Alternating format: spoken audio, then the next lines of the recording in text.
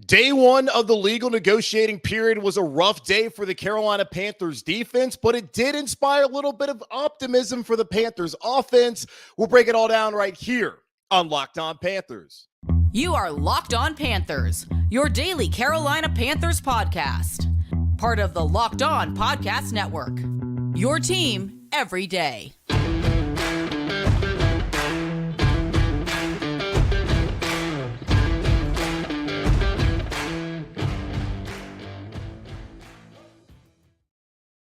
Welcome into another edition of the Locked On Panthers podcast, a part of the Locked On Podcast Network. I'm your host, as always, Julian Council, talking Carolina Panthers with you every Monday, Tuesday, Wednesday, Thursday, and Friday. Your team every day. That's our motto here on the Locked On Podcast Network. Subscribe or follow the show for free on YouTube, where I am live right now, and we'll be live anytime there's any big breaking news throughout the offseason. So please be sure to subscribe and follow the show for free right here on YouTube. And if you ever miss a YouTube episode, that's okay. You can find the podcast wherever you listen to your favorite podcast. Also free and available everywhere. Today's episode of Locked On Panthers is brought to you by FanDuel. Make every moment more. Right now, new customers get $200 in bonus bets with any winning $5 bet. That's $200 if your bet wins. Visit FanDuel.com/lockedon to get started. And also, be sure to follow me, Julian Council, on Twitter at Julian Council.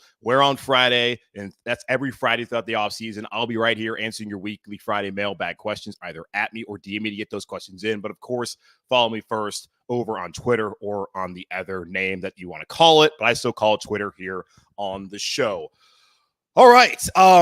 Boy, what a day. And it's not typical that we see the Carolina Panthers be this active on the first day of the legal negotiating period, but they have been active in the first 7 hours of the legal negotiating period, as we are here at 7:02 Eastern time on YouTube for a live audience right now. There's a lot of people earlier in the day that are Panther fans that were wanting the Panthers to do something. It had been 90 minutes into free agency, and people were like, why aren't they making any moves? I went to work out at noon, came back at home, took a shower, looked at my phone, got a DM from somebody being like, what's happening? So many players are going off the board. It's like, dude, it's been 90 minutes.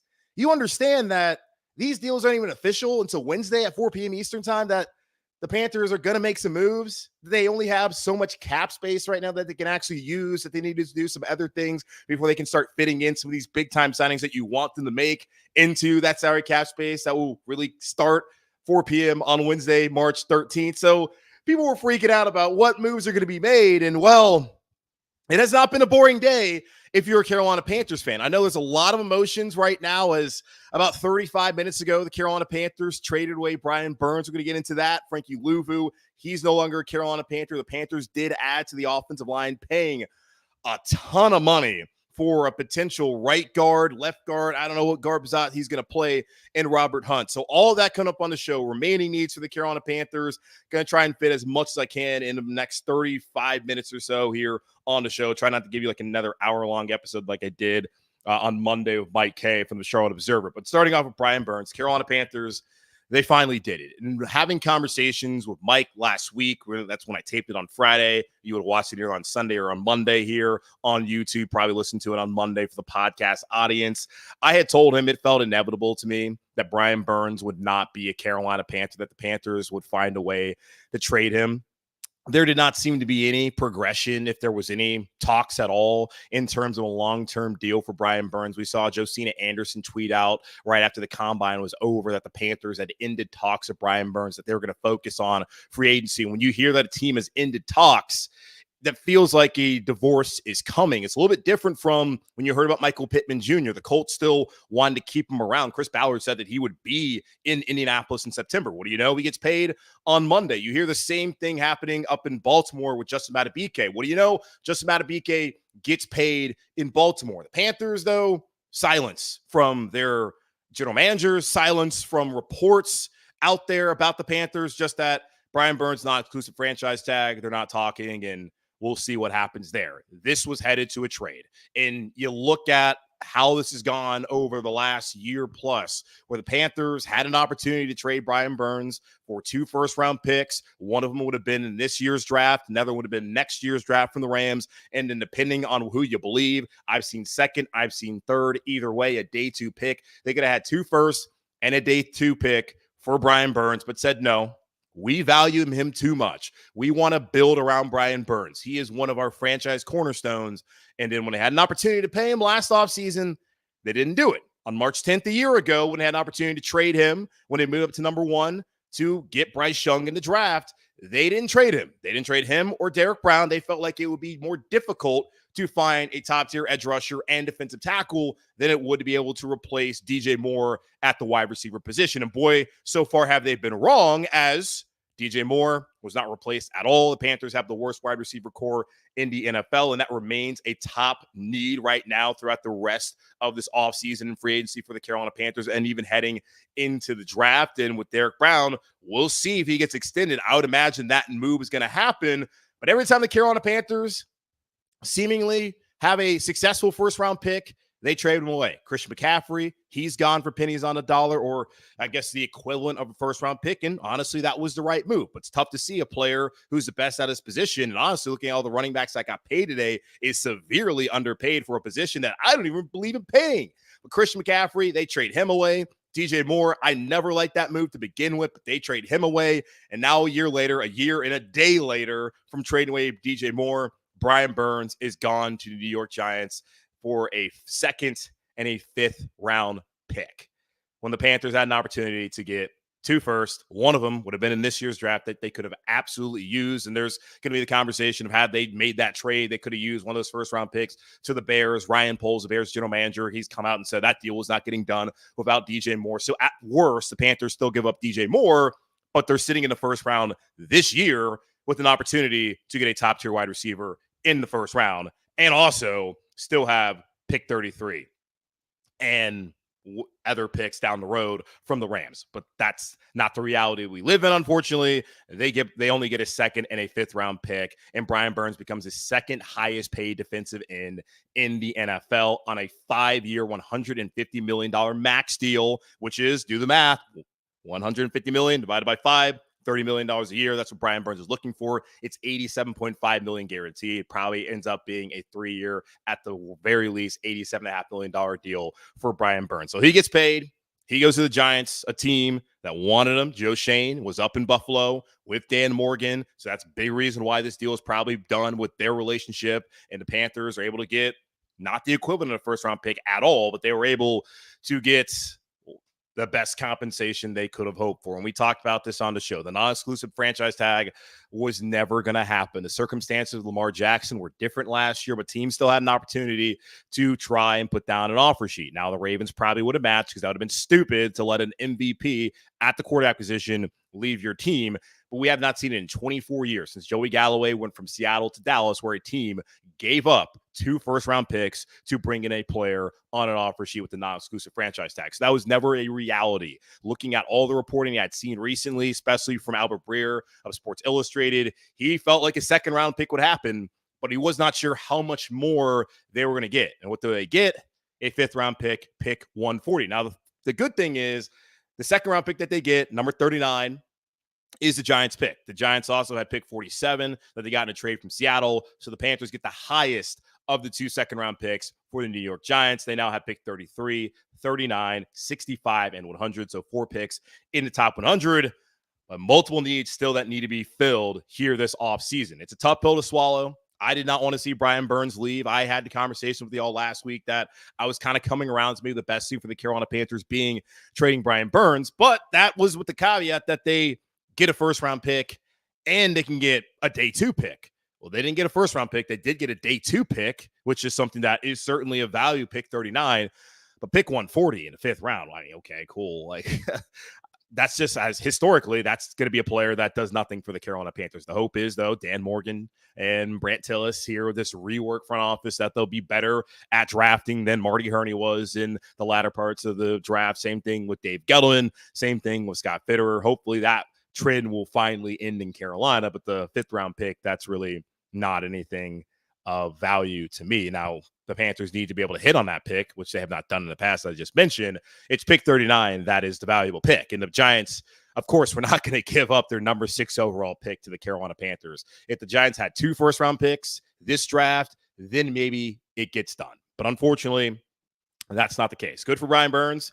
He gets paid. The Carolina Panthers now have a massive hole at edge. They already had one on the other side after not being able to replace Hassan Reddick when he left in free agency to go back home to Philadelphia. They now have another hole with Brian Burns, and it was already the worst pass rush in the NFL. So no Burns. Reddick's been gone for 2 seasons. DJ Johnson is 25 damn years old, had 0 sacks last year. Eku Leota is a second-year UDFA out of Auburn. And Amari Parnos probably going to be fighting for a roster spot once we get down to Spartanburg. Oh, sorry. Never mind. David Tepper said, F that. We're going to do it here in Charlotte. Not Spartanburg. But the Carolina Panthers, there's still plenty of time, so not really any reason to panic right now. But this is the product of a lot of moves gone wrong. And that's how you get to the point where you have to trade Christian McCaffrey, you have to trade DJ Moore, you have to trade Brian Burns. With McCaffrey, he had injury problems. We understand that, but I always felt like when healthy that he was somebody that the Carolina Panthers should want to keep around. But when you are 1-5, you fired your coach, you need a quarterback, you got to send that guy away. And as much as I hate that they had to do it, it made sense. With DJ Moore, that did not really make any sense, but that's what it was going to take to get up to number 1, to be able to get your guy. And if Bryce Young ends up being a franchise quarterback, I know plenty of people wish that would have been CJ Stroud, and had it been Stroud, who knows how things would have worked out last season, whatever. But the hope is that Bryce Young ends up being the right guy. But all the decisions that were made up until that point led the Carolina Panthers to where they felt like they needed to make that trade for the number 1 pick and giving up DJ Moore. And now looking at a team that's 2-15 that has limited cap space right now. Now, $24 million just opened up, but a team that does not look like it's going to contend this year. And the focus from the new head coach, Dave Canales, is about getting the football right. They are going to just go ahead and let a guy go, get what they can get for him, which is basically what it is, because pick 39 and 140, that's basically what can you get for Brian Burns, someone that you valued, at least the last general manager and contract guy valued, and Dan Morgan was right there in this organization valuing Brian Burns while these moves are being made. Now, maybe he wasn't a fan of Brian Burns, but still, it's a guy you valued, a guy you wanted to build around, a guy that you want to get a deal done with, and you never got a deal done with him. And when it is all said and done, you got him nothing. You got nothing for him, pennies on a dollar. But this is a rebuild, and this is the reality for the Carolina Panthers. Brian Burns is going elsewhere. I wish him the best in New York. I appreciate all he's done in Carolina. That is a guy, from everything I was told, who wanted to stay here, which is wild to me. If I was a Panther player who had that kind of value, had been a 2-time Pro Bowler, get me the hell out of Charlotte. I don't want to be a part of this organization with David Tepper and Nicole Tepper and whatever they've been doing. I would want out. That's a guy who wanted to be here. And that means something, but it didn't mean enough for the Carolina Panthers to give him $30 million a year. And quite honestly, never felt like he was worth 30, 27 of which they reportedly were willing to give him. Felt like Burns maybe, I'm not going to tell me should have agreed to it. That could have been something he'd agreed to, but clearly that was not the case. He gets the money that he wants. The Panthers, they get a 2nd-round pick and then maybe a worthless 5th-round pick, but TBD on how all that works out. Now, Brian Burns is not the only one to exit Carolina on Monday. Frankie Luvu has also departed. We'll talk about that loss and what that means for the Carolina Panthers here in just a moment on Locked On Panthers.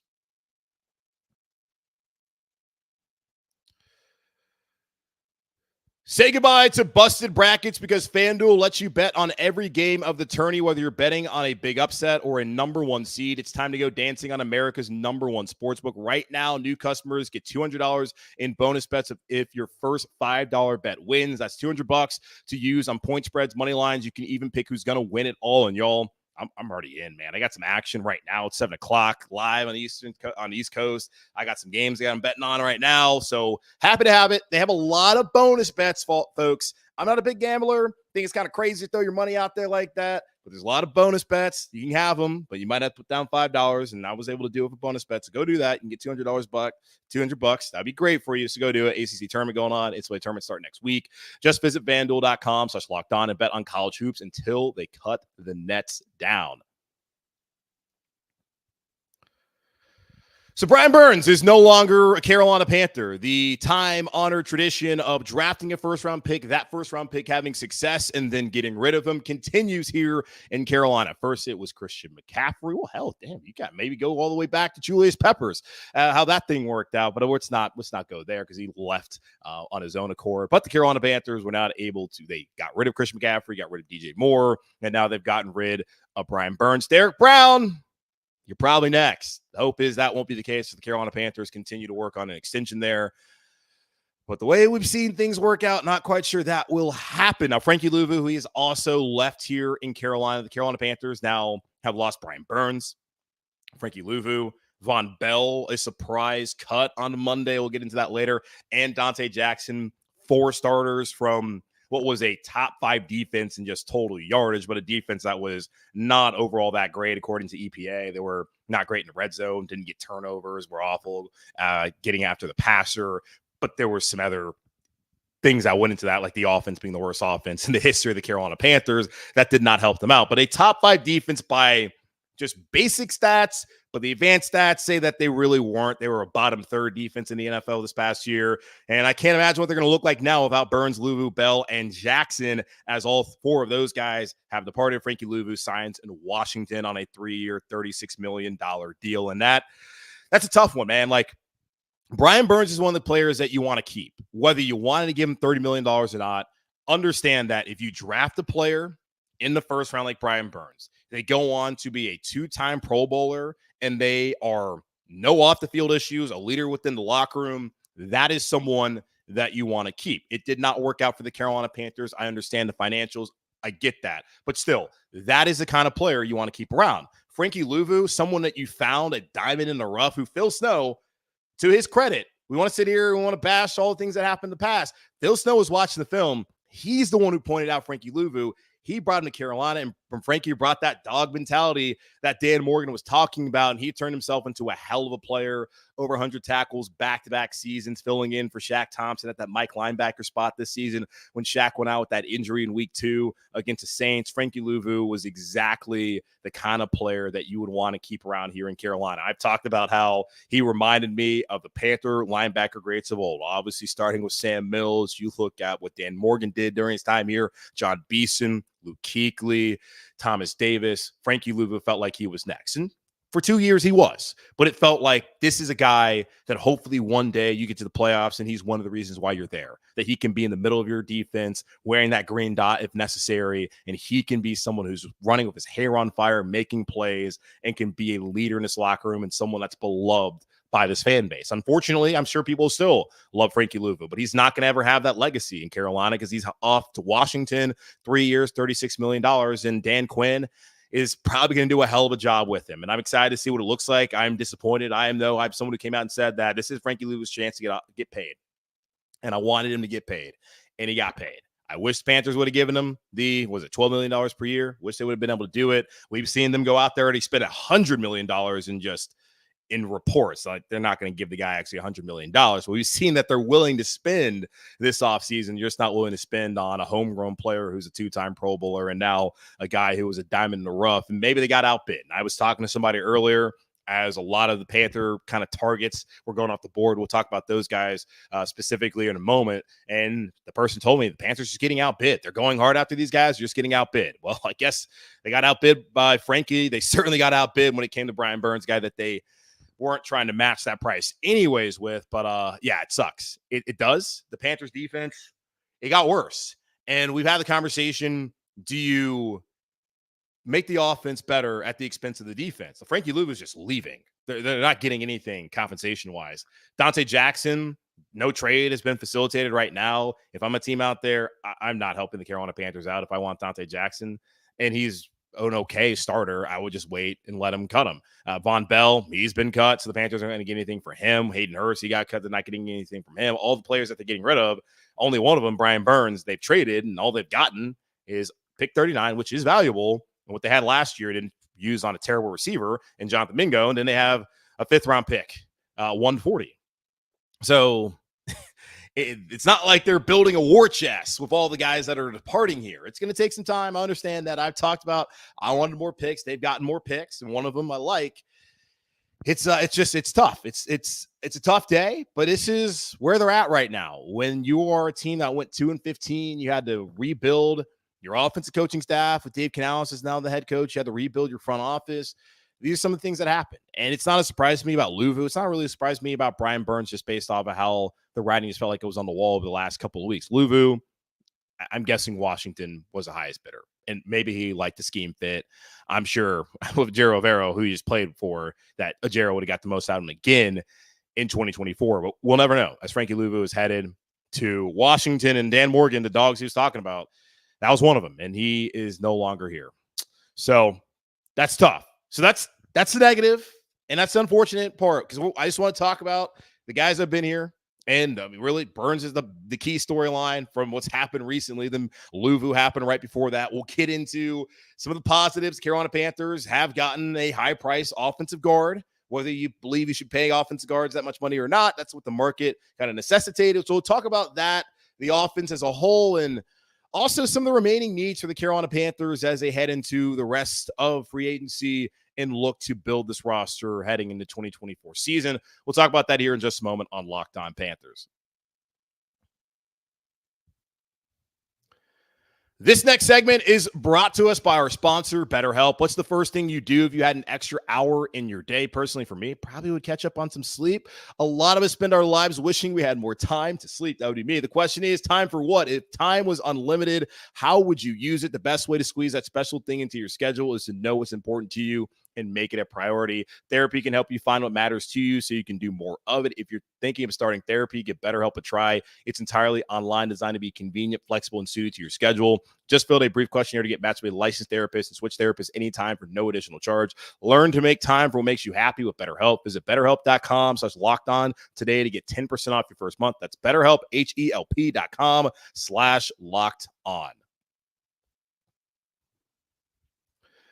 While the Carolina Panthers defense got worse on the first day of the legal negotiating period, the offense did take a step in the right direction as the Carolina Panthers made a splash signing at guard, agreeing to a 5-year, $100 million contract with former Miami Dolphins right guard Robert Hunt. Hunt last year played 547 snaps, all at right guard in 11 games with the Dolphins. Did miss some time due to a hamstring injury. Looking at Pro Football Focus, his overall grade was a 77.1. That would have been 6 out of 79 guards last year in the NFL. His pass blocking grade, a big issue for the Carolina Panthers as they played. Again, I'll tell you one more time, 7 left guards, 8 right guards. I'm sure you're getting tired of hearing that, but just going to keep reminding you. And hard to forget, pass blocking grade was 74.5. That was 10th out of 77 qualifying guards. His run blocking grade, and this is where he is excellent, was a 75.9. That is, again, 10th out of 79 offensive guards last season. So the Panthers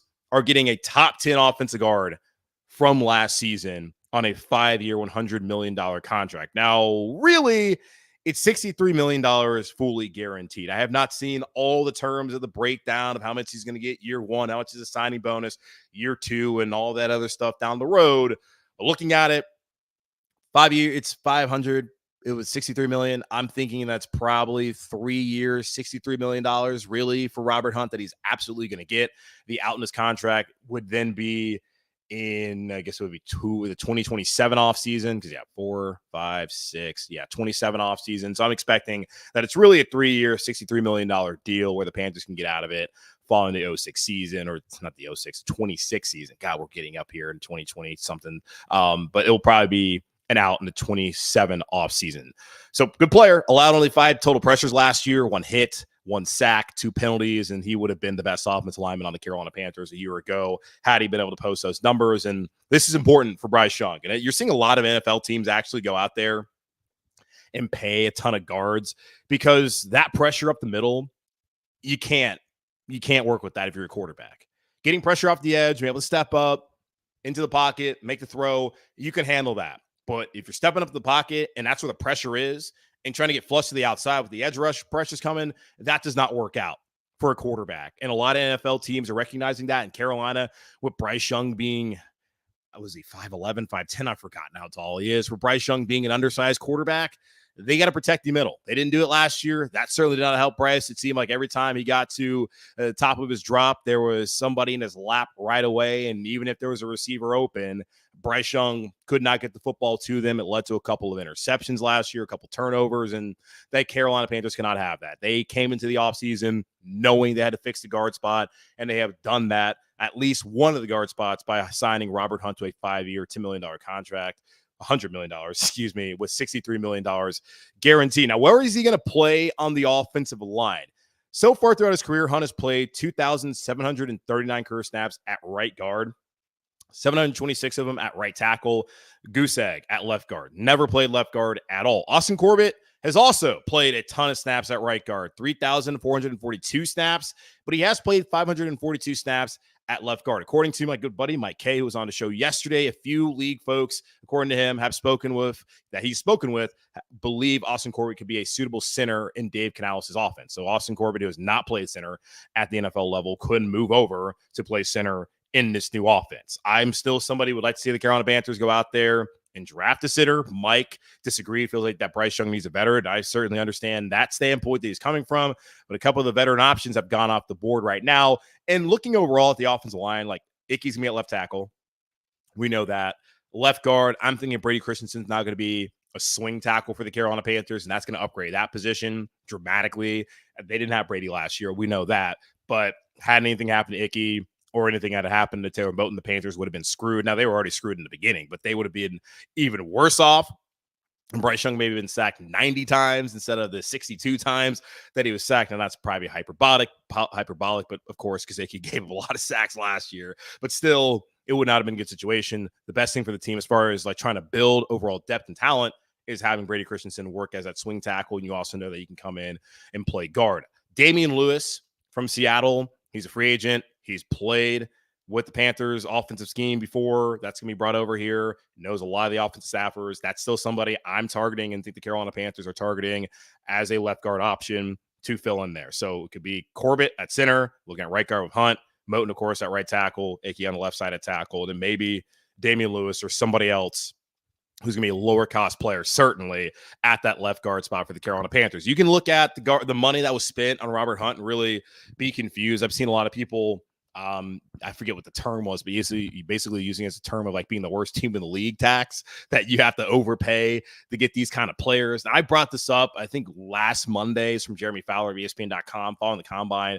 He went out here and said that good money will be spent on guards this offseason. So many teams need them and have targeted the position. In Detroit's Jonah Jackson, Miami's Robert Hunt, New England's Mike Onwenu, and the Los Angeles Rams' Kevin Dotson are among top options. Don't be surprised if some of them or all of them command $16 million or more. Kevin Dotson was the first one to get paid 3 years, $48 million, 16 per year to stay with the Rams. You saw Landon Dickerson, who was not a free agent, but is somebody who's a top tier guard, get paid 4 years, $84 million, becoming the highest paid guard in NFL history at $21 million per year to stay in Philadelphia.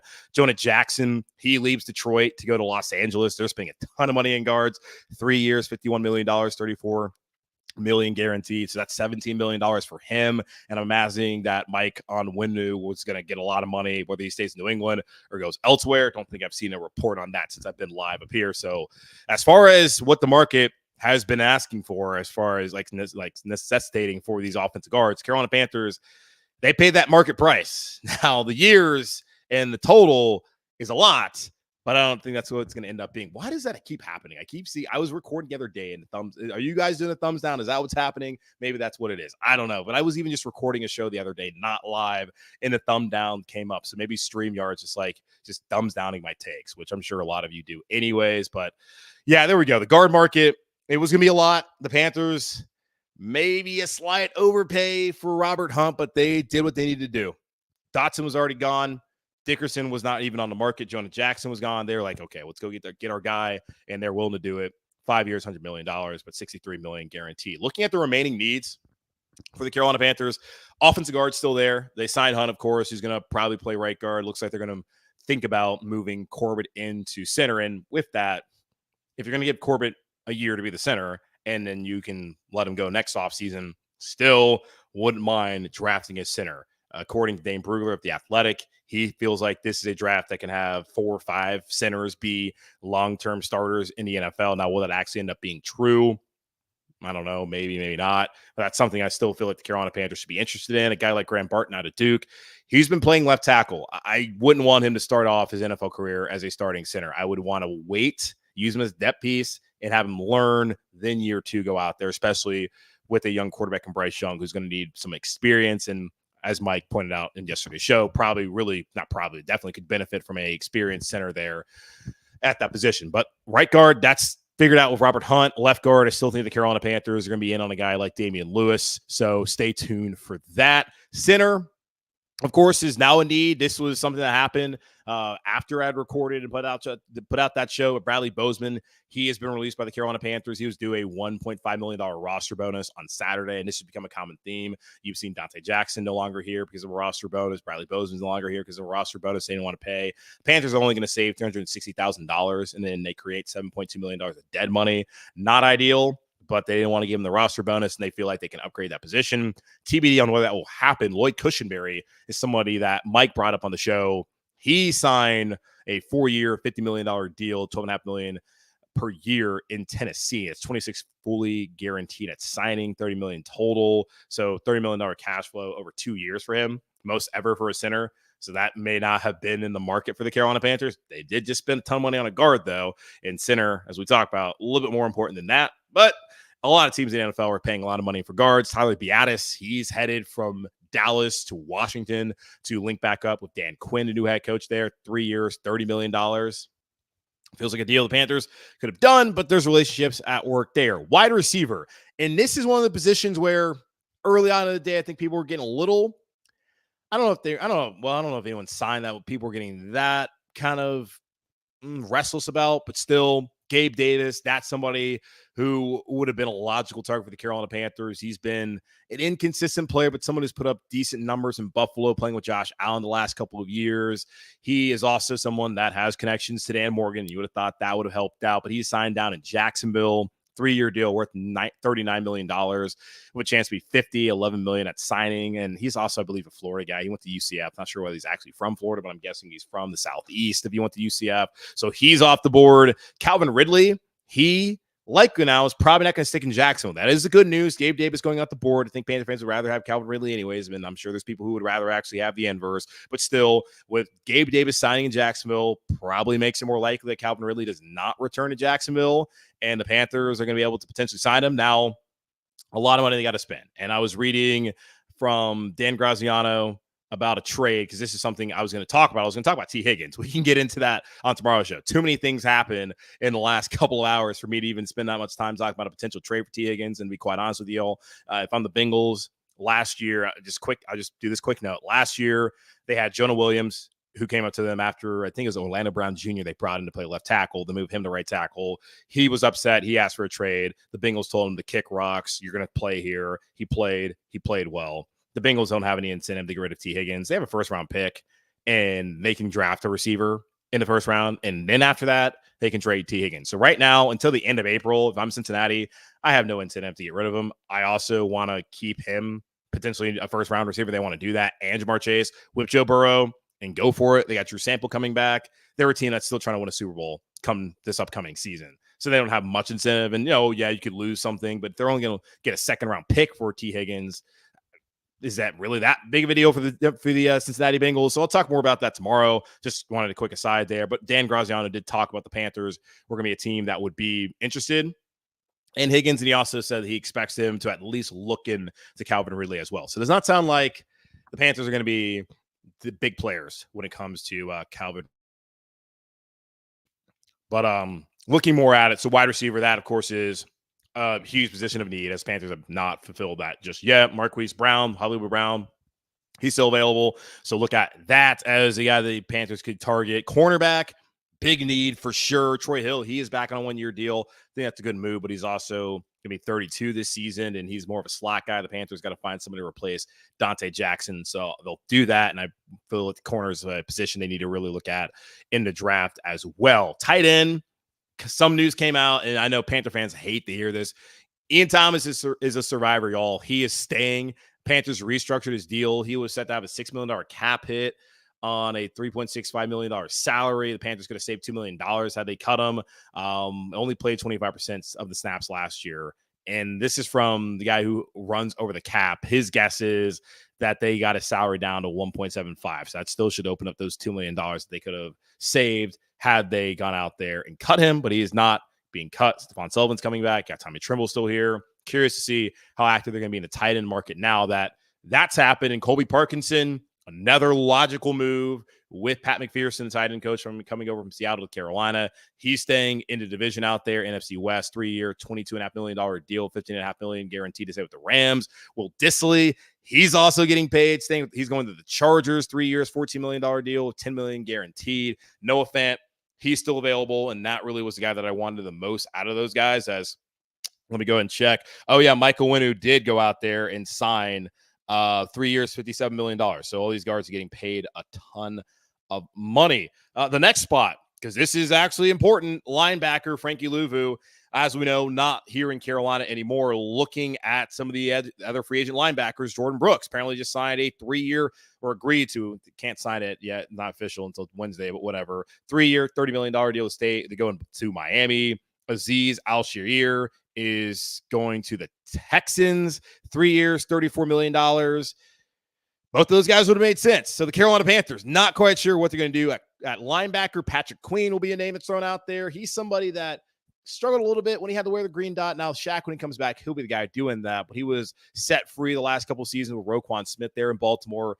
That's a name that will be continued to throw out there. Will that be the name? I don't know. But linebacker, big time need there. Starting linebacker. Safety, the Panthers moving on from Von Bell. He signed a 3-year, $22.5 million deal last year. The Panthers are only going to save $1 million if they are going to do that at pre-June 1 cut. Either way, dead money this year, $9.8 million. It's a lot. He was also another guy, do a roster bonus, $3 million on Saturday. Surprising they got rid of him after he and Woods played well in that scheme, but maybe because the safety market's kind of opened up, a lot of these guys getting cut. That's something the Carolina Panthers wanted to explore. The Panthers still own the entire $6 million of his salary in 2024. So some of the big signings from last year, Bozeman, Hurst, Von Bell, all gone. Myers Sanders, I imagine, is next. Looking at the safety market, Kyle Duggar, he was placed on a transition tag in New England. They're probably going to re-sign him, but he's available. Justin Simmons played a year in this scheme in Rogero Vero in Denver. He was a cap casualty in Denver and one of the best safeties out there. That's an interesting name. Cameron Curl, also from Washington. He's a good player. Jordan Poyer, Micah Hyde. Both those guys, of course, have a relationship with Dan Morgan dating back to the time in Seattle. One of those guys could be a productive player, but they are often injured. Quadre Diggs, Jamal Adams, 2 former Seahawks, who both are out on the market. I would think that's the 4 names I just mentioned at the end there. The two guys from Buffalo, the 2 guys from Seattle, they would make sense. And I mean, Simmons also makes sense too. So maybe one of those 5 guys will be there. Xavier McKinney, Darnell Savage, Geno Stone, Kevin Byers, from the top guys already off the board. And then finally, the last need I'm looking at, edge. Brian Burns is gone. There was no one else outside of Burns here in Carolina that was worth damn at rushing the passer other than Frankie Luvu. And of course, he is also gone. The Carolina Panthers had the worst pass rush in the league last year, and currently they have the worst pass rush in the NFL heading into the rest of the offseason here in 2024. They will make some moves. We'll see what those will be, but it's a big-time need for them. Andrew Van Ginkel from the Dolphins, that would have made a lot of sense. 2-year deal, $20 million, 14 guaranteed to go to the Vikings. Leonard Floyd, he's staying with a contender. He's going to the 49ers. Yeah, so big need for the Carolina Panthers. Don't need an edge. Definitely needed safety, need a linebacker, tight end. I think that would still be a need for them. I think it should be. Corner, wide receiver, obviously, center, and probably getting another guard, which is, again, brings us back. This is a rebuild. It's going to take some time. Letting go of Burns only for a second and a fifth, really just a second and not getting that other second. Had they gotten the 39 and 47 pick, both those second rounders from the Giants would have been fine with me, honestly.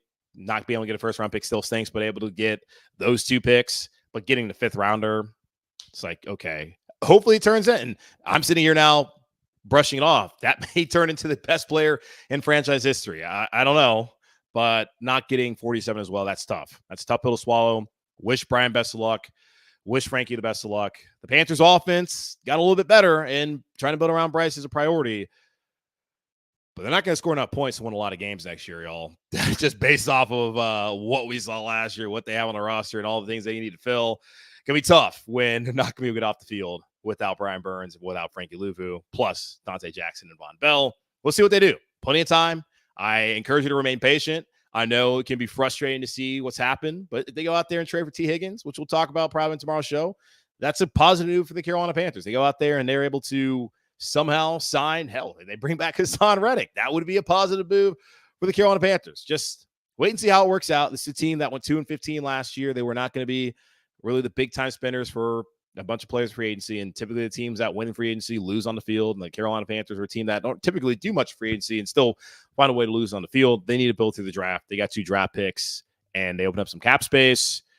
It's going to be a long-term rebuild. Hopefully not too long for your sake, and certainly for my sake. I'm going to talk about this team every day, but remain positive. Try to, at the very least, because it's going to take some time. But some positives, and of course, some disappointments after one day of the legal negotiating period for the Carolina Panthers. That's going to wrap up this edition of the Locked On Podcast Network, or Locked On Panthers podcast, part of the Locked On Podcast Network, hosted by yours truly, Julian Council. Again, thank you to all of you guys who had over 200 people at right now 206. We have more than that. All the people who came through to watch this live. So again, subscribe or follow the show for free on YouTube. Anytime you miss a live show, it's going to be over, or you can listen to your favorite podcast. So please go do that. Follow me on Twitter at Julian Council. Or on Fridays throughout the offseason, I answer your weekly Friday mailbag questions here on the show. So either at me or DM me to get those questions into me now. But in the meantime, be safe. Be happy, be whole, as always. And you got to do it. You got to do it, y'all. Keep pounding. I'll talk to you on Wednesday.